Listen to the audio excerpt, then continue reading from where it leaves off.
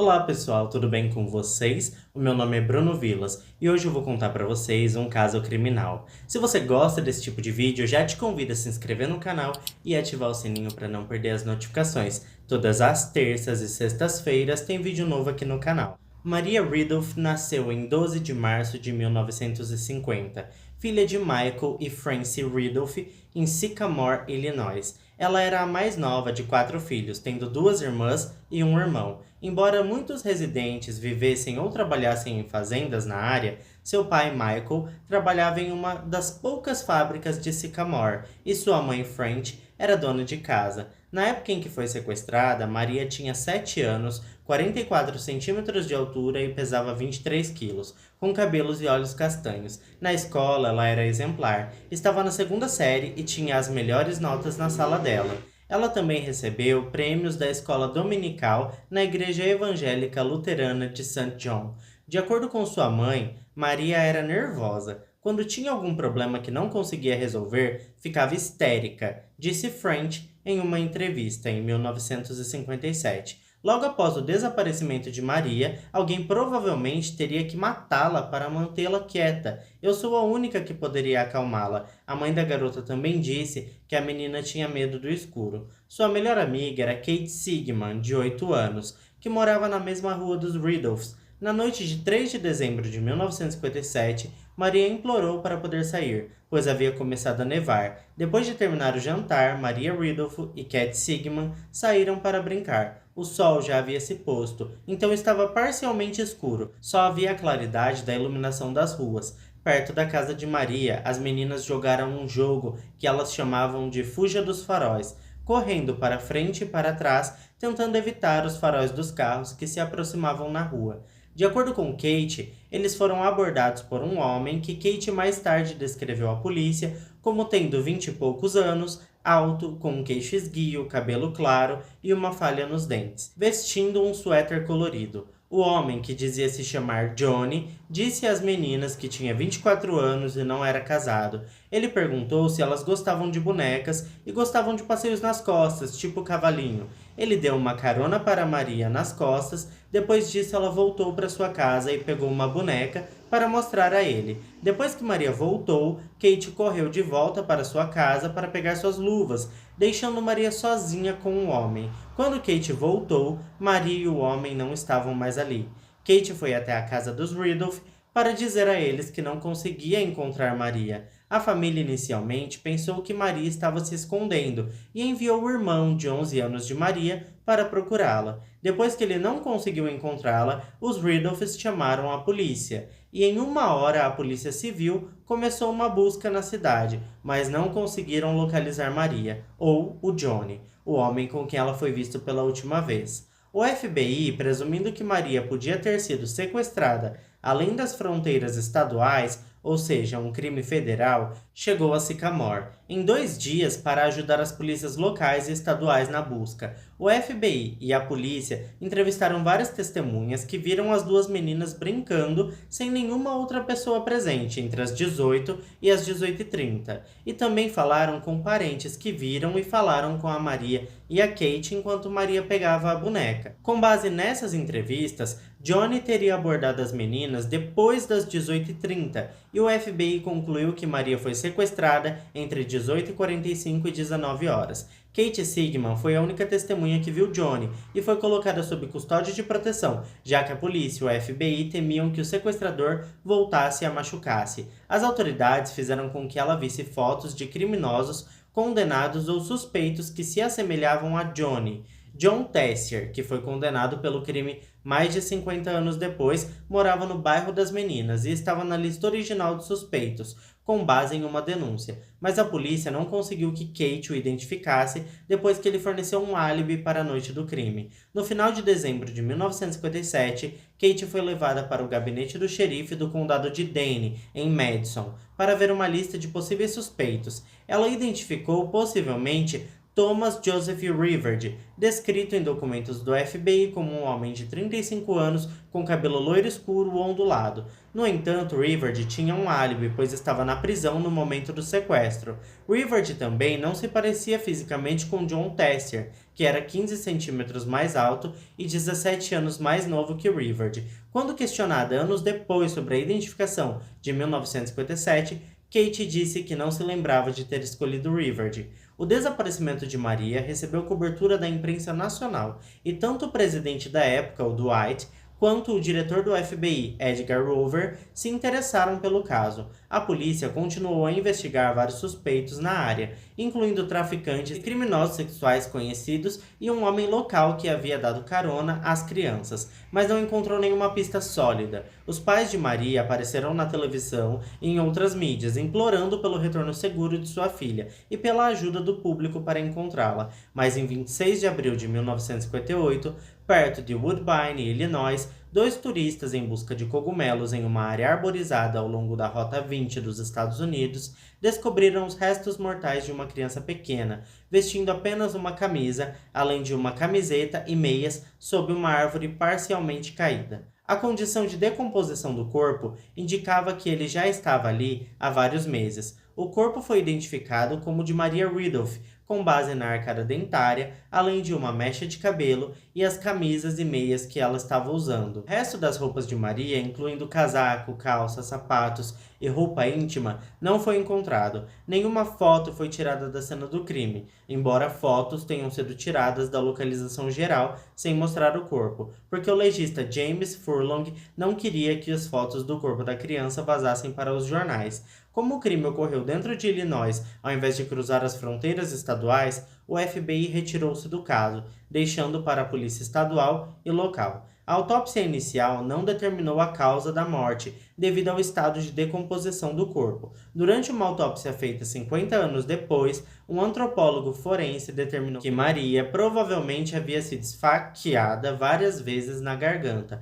John Tessier, o principal suspeito, nasceu John Cherry em 27 de novembro de 1939, em Belfast, Irlanda do Norte. O filho do sargento britânico Samuel Cherry e sua esposa Ellen McAuliffe Cherry. Samuel Cherry faleceu no início da Segunda Guerra Mundial. Ellen Cherry serviu como uma das primeiras mulheres observadoras de aviões na Força Aérea Real do Reino Unido. E lá conheceu Ralph Tessier, que estava servindo a Força Aérea do 8º Exército dos Estados Unidos. Na Inglaterra, ela se casou com Ralph Tessier, e em novembro de 1944, após a guerra, ela e seu filho John, então com 7 anos, seguiram Ralph para Sycamore, Illinois, onde Ralph e Ellen tiveram mais 2 filhos juntos. Ao longo dos anos, depois do casamento de sua mãe, John usou o sobrenome Tessier, embora às vezes ainda se chamasse de John Cherry. A casa da família Tessier em Sycamore ficava na esquina da casa dos Ridolph, a menos de 2 quarteirões de distância. Ralph Tessier, um pintor de letreiros, pintou insígnias na porta dos carros da polícia de Sycamore e era amigo do chefe da polícia. John Tessier foi expulso da escola no 2º colegial por empurrar uma professora e xingá-la. Na época do desaparecimento de Maria Ridolph, ele tinha 18 anos e vivia em casa com seus pais e irmãos, enquanto fazia planos para ingressar na Força Aérea dos Estados Unidos. Em 4 de dezembro, os investigadores visitaram a casa de Tessier, como parte da busca por Maria na vizinhança. De acordo com as meia-irmãs de John, Catherine Tessier e Jeanne Tessier, sua mãe disse aos investigadores que John Tessier estava em casa na noite de 3 de dezembro, algo que mais tarde testemunharam não ser verdade. Pouco depois, antes que o corpo de Maria fosse encontrado, o FBI investigou Tessier como um possível suspeito. A investigação foi desencadeada por uma dica de um residente local, ou pelos próprios pais de John Tessier, buscando inocentar seu filho, que eles perceberam ter o mesmo nome e descrição geral de Johnny. Tessier e seus pais disseram aos investigadores do FBI que em 3 de dezembro de 1957, Tessier estava em Rockford, Illinois, aproximadamente 40 milhas a noroeste de Sycamore, para se alistar na Força Aérea. Esta história difere da declaração anterior da sua mãe, conforme relatado por suas filhas, de que Tessier tinha ficado em casa a noite toda. Ele disse que tinha estado em Chicago nos dias 2 e 3 de dezembro para passar por exames físicos necessários para seu alistamento. Na manhã de 3 de dezembro, ele visitou a estação de recrutamento de Chicago e depois passou o dia passeando por Chicago, antes de retornar de trem para Rockford naquela noite. chegando lá às 18h45. Após sua chegada em Rockford, ele ligou para seus pais para pedir uma carona para casa em Sycamore, já que ele havia deixado seu próprio carro em casa. Registros telefônicos foram encontrados mais tarde, mostrando que uma ligação a cobrar foi feita do correio de Rockford para a casa dos Tessier, às 18h57 daquela noite, por alguém que deu o nome como John Tessier, conforme escrito pela operadora. Depois de fazer a ligação, Tessier se reuniu com os oficiais de Rockford na estação de recrutamento para entregar a papelada relativa ao seu alistamento. Os oficiais confirmaram que falaram com Tessier por volta das 19h45 daquela noite, embora um oficial também tenha expressado algumas preocupações sobre a credibilidade e a conduta de John. John foi levado à delegacia para fazer um teste de polígrafo, no qual foi aprovado. Em vista de seu álibi e do resultado do teste do polígrafo, Tessier foi retirado da lista de suspeitos e o FBI encerrou seu relatório, em 10 de dezembro de 1957. Tessier serviu nas Forças Armadas dos Estados Unidos por 13 anos e chegou ao posto de capitão. Depois de deixar o serviço militar, ele se mudou para Seattle, Washington, onde posteriormente se formou na King County Law Academy, em junho de 1974, e se tornou um policial na pequena cidade de Lacey, perto de Olímpia. Mais tarde, ele se juntou ao Departamento de Polícia em Milton, Washington, onde entrou em confronto com o chefe da polícia que tentou demiti-lo e documentou uma longa lista de queixas sobre seu trabalho e conduta. Em 1982, em Tacoma, Washington, Tessier acolheu uma adolescente de 15 anos que havia fugido de casa, chamada Michelle Wayman, e sua amiga, que conhecia Tessier como policial de Milton. Wayman, mais tarde, testemunhou que logo depois que ela foi para a casa de Tessier, ele a acariciou e em seguida fez sexo oral nela. Tessier foi acusado de estupro. Após negociações da confissão, ele finalmente se declarou culpado de abusar da menina menor de idade. Ele foi condenado a 1 ano de liberdade condicional formal e foi demitido do Departamento de Polícia de Milton em 10 de março de 1982. Em 27 de abril de 1994, John Tessier mudou legalmente seu nome para Jack Daniel McAuliffe, dizendo que queria homenagear sua falecida mãe. O caso foi reaberto em 2008, com base em novas informações da meia-irmã de McAuliffe, Janet Tessier. De acordo com Janet, a mãe deles, Eileen Tessier, em seu leito de morte em janeiro de 1994, disse: "Aquelas 2 meninas que desapareceu, John fez isso, e você tem que contar a alguém." Janet interpretou a declaração como significando que seu meio-irmão John Tessier, que agora se chamava Jack McAuliffe, havia sequestrado e assassinado Maria Ridolfi. Ela também tinha ouvido de suas irmãs mais velhas, Catherine Tessier e Jane Tessier, que Eileen havia mentido para os investigadores que ele estava em casa na noite do crime. Outra meia-irmã de McAuliffe, Mary Pat Tessier, também estava presente quando Eileen falou com Janet, mas depois testemunhou que ela só tinha ouvido sua mãe dizer: "Ele fez isso." No entanto, Mary Pat testemunhou que ela tinha o mesmo entendimento que Janet e que suas irmãs mais velhas haviam suspeitado de que John Tessier era o assassino por muitos anos. Na época, Eileen tinha câncer, estava tomando morfina e, de acordo com seu médico, estava desorientada. McAuliffe, que supostamente uma vez ameaçou matar Janet com uma arma e molestou sua meia-irmã, Jeanne, quando ela era menor, estava afastado da família Tessier na época da morte de Eileen, e eles disseram para que ele não fosse ao funeral. As irmãs de Janet, Catherine e Jeanne, contaram aos investigadores sobre suas suspeitas, e Jeanne disse que John a molestou quando era criança, além de outras meninas que eram colegas de Jeanne. Outra mulher alegou que John Tessier havia lhe dado uma carona nas costas quando ela era criança e se recusou a colocá-la no chão até que seu pai interveio. Os investigadores da Polícia Estadual revisaram as evidências e desenvolveram um novo cronograma pelo qual Tessier poderia ter sequestrado Maria e dirigido para Rockford, a tempo de fazer um telefonema às 18h57 e se encontrar com os oficiais de recrutamento às 19h15. Sob esse novo cronograma, eles determinaram que Maria teria sido sequestrada às 18h20. A busca policial por Maria começou às 19 horas. Desta forma, os horários começariam a bater. Uma ex-namorada de John forneceu uma passagem de trem não utilizada emitida por militares de Rockford para Chicago, datada de dezembro de 1957.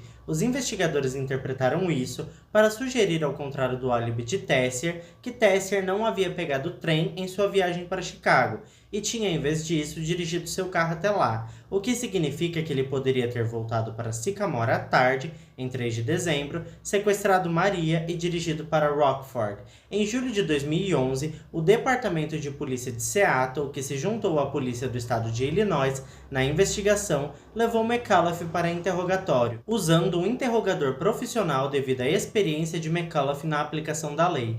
No início, McAuliffe falou com calma e cooperou, mas quando foi confrontado com perguntas sobre o assassinato de Maria Ridulph e seu paradeiro na noite do crime, ele se tornou evasivo e agressivo. Depois que McAuliffe se recusou a responder mais perguntas, ele foi preso pelo sequestro e assassinato de Maria Ridulph e extraditado para Illinois. O corpo de Maria foi exumado naquele mesmo mês para verificação de evidências de DNA, mas nenhuma nova prova foi encontrada. A notícia da prisão de um caso de assassinato de 54 anos chamou a atenção nacional. O promotor principal, o procurador da comarca de DeKalb, Clay Campbell, estava relutante em aceitar o caso devido à sua idade e à falta de qualquer evidência física ligando McAuliffe ao crime. Mas depois de ser persuadido pelas famílias Ridulph e Tessier, que acreditavam que McAuliffe era o culpado, ele formalmente acusou McAuliffe pelo sequestro e assassinato de Maria. No julgamento em setembro de 2012, a acusação alegou que McAuliffe ficou atraído por Maria e decidiu sequestrá-la, mas acabou matando-a, apresentando novos relatórios de autópsia sugerindo que Maria foi morta a facadas. Embora os promotores suspeitem que McAuliffe tenha molestado Maria, eles não foram capazes de provar e nunca o levaram a tribunal. Numerosas testemunhas testemunharam para a acusação, incluindo membros da família de Maria, vizinhos, policiais e Kate Sigmund Chapman, que foi a testemunha principal e identificou McAuliffe como Johnny, o homem que se aproximou dela e Maria 50 anos antes. Outra amiga de infância de Maria testemunhou que ela também recebeu uma oferta de carona de Johnny e o identificou como McAuliffe. 3 presidiários que foram presos com McAuliffe testemunharam que ele falou sobre matar Maria. No entanto, suas histórias eram inconsistentes e não correspondiam às evidências que indicavam que Maria havia sido esfaqueada. Um preso disse que McAuliffe falou em estrangular Maria com um pedaço de arame, e outro disse que McAuliffe a sufocou acidentalmente para impedi-la de gritar. A defesa argumentou que os promotores e a polícia foram pressionados pelas famílias Ridulph e Tessier para resolver o caso e implicar McAuliffe, embora não houvesse nenhuma evidência física, motivo ou indicação de que McAuliffe estava na área quando Maria foi sequestrada. McAuliffe não tomou posição em sua própria defesa, a conselho de seus advogados. Em 14 de setembro de 2012, McAuliffe foi condenado pelo sequestro e assassinato de Maria Ridulph e recebeu prisão perpétua com a possibilidade de liberdade condicional após 20 anos. Ele tinha 73 anos na época da sentença. McAuliffe fez uma apelação em 13 de fevereiro de 2015. O Tribunal de Apelação de Illinois, segundo distrito, manteve sua condenação por assassinato, mas anulou suas condenações por sequestro por estar fora do prazo de prescrição de 3 anos em vigor para esses crimes em 1957. A decisão não teve efeito na sentença de prisão perpétua de McAuliffe, já que o Tribunal de Condenação determinou que a sentença por sequestro se fundiu na sentença de prisão perpétua de McAuliffe por assassinato. Embora o Tribunal de Apelação tenha decidido que a declaração de Eileen Tessier no leito de morte não deveria ter sido admitida como evidência contra McAuliffe, elas ainda concordavam com a condenação à prisão perpétua. Em 2015, McAuliffe, agindo sem advogado, entrou com uma petição de alívio pós-condenação, pedindo que sua condenação por assassinato fosse anulada. Depois que a petição de McAuliffe foi inicialmente rejeitada pelo tribunal, o defensor público que originalmente representou McAuliffe no julgamento e que continuou a representá-lo apesar do fato de que ele não era mais nomeado para defender McAuliffe, pediu ao tribunal para considerar sua demissão. McAuliffe entrou com uma moção sucessiva que não pôde ser negada sem uma audiência do Ministério Público Estadual. Em resposta às moções, o procurador da comarca de DeKalb, Richard Smack, que havia substituído Clay Campbell nessa posição, conduziu uma extensa revisão das evidências, o que levou Smack a concluir que McAuliffe não poderia ter cometido o crime e era realmente inocente. De acordo com Smack, as provas foram mantidas fora do julgamento, que estabeleceram claramente o paradeiro de McAuliffe na noite do sequestro de Maria Ridolph e corroboraram seu álibi. Em particular, registros telefônicos de Illinois mostrou que McAuliffe fez uma ligação a cobrar para sua mãe naquela noite de um telefone público no centro de Rockford, em vez de Sycamore, como alegado em seu julgamento. Dado o momento da chamada telefônica e a distância de aproximadamente 80 km entre Sycamore e Rockford e as condições geladas da estrada, Smack concluiu que McAuliffe não poderia estar em Sycamore na época do desaparecimento de Maria Ridolph. Após uma audiência em março de 2016, em 15 de abril de 2016, o juiz William Brady, do Illinois Circuit Court, desocupou a condenação e sentença original de McAuliffe e ordenou um novo julgamento. McAuliffe, que permaneceu acusado do crime, foi liberado sob fiança naquele dia, enquanto se aguardava o novo julgamento. Uma semana depois, o juiz Brady rejeitou as acusações contra McAuliffe. No entanto, a rejeição da acusação de homicídio ocorreu sem prejuízo, o que significa que McAuliffe poderia ser julgado novamente pelo assassinato de Maria Ridolph caso um promotor desejasse. Brady adiou a decisão sobre um pedido do irmão de Maria, Charles Ridolph, apoiado pelas assinaturas de centenas de cidadãos de Sycamore, incluído o prefeito da cidade, para que um promotor especial seja nomeado para substituir Smack no caso do McAuliffe. Em 5 de agosto de 2016, o juiz Brady negou a moção para um promotor especial. Charles Ridolph declarou então que não apelaria da decisão. McAuliffe foi declarado realmente inocente do crime pelo Tribunal do Condado de DeKalb em 12 de abril de 2017. Gente, esse caso é um caso bem grande. O julgamento foi um julgamento bem extenso, com várias reviravoltas e plot twist. Então eu tenho certeza que esse vídeo merece sim o seu like e o seu comentário. Então vamos conversar lá nos comentários. Eu fico por aqui, esse foi o vídeo de hoje e até o próximo vídeo.